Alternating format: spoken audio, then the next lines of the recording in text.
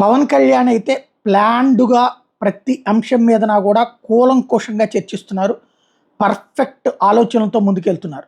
తాజాగా చెక్ చేసుకుంటే ఈ ఇప్పుడు జరిగినటువంటి సమీక్షలు ఈ 3 రోజుల నుండి జరిగినటువంటిది చూసుకుంటే క్షేత్రస్థాయిలో ప్రజలకు శాఖాపరంగా అందుతున్న ప్రయోజనాలేంటి, ఆయా శాఖల్లో అసలు వాస్తవాలేంటి అన్నది డీటెయిల్డ్‌గా అడిగి తెలుసుకున్నారు.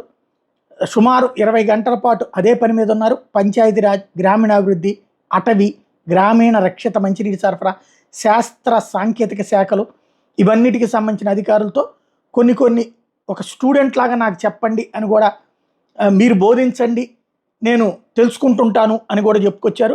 తాను చేపట్టిన శాఖల్లోని విషయాలను తెలుసుకోవాలన్నటువంటి ఆసక్తిని కనబరచడంతో ఉద్యోగులు కూడా చాలా ధైర్యంగా చెప్పగలిగారు ఆయనకి. అదే సందర్భంలో తనకున్న ఆలోచనలు వాళ్ళతో పంచుకున్నారు.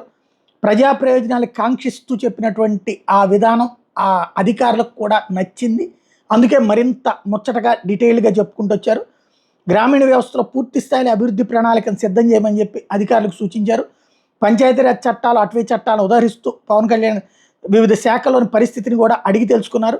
చట్టాలకు అనుగుణంగా వాటిని దృష్టిలో పెట్టుకుని ఏం చెయ్యాలి అన్నటువంటి అంశాల మీద కూడా మాట్లాడారు. జల్ జీవన్ మిషన్ ద్వారా ప్రతి ఇంటికి కుళాయి వేయించేటటువంటి అంశాల దగ్గర నుంచి పలు అంశాల మీద, అట్లాగే సీనియర్ ఐఏఎస్ అధికారులు, గ్రూప్ 1, 2 అధికారులని గౌరవిస్తూ శాఖల్లో తనకు తెలియని విషయాలు ఉంటే తన దృష్టికి తీసుకురావాలని, దానికి అనుగుణంగానే ముందుకు వెళ్దామని కూడా చెప్తూ వచ్చారు.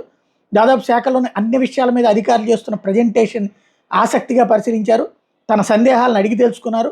శాఖల మీద చాలా కాలం తర్వాత సమీక్షలు సంతృప్తికరంగా సాగినాయి అన్నటువంటి విషయాన్ని అధికారులు ఈ సందర్భంగా సంతోషంగా చెప్పుకుంటున్నారు.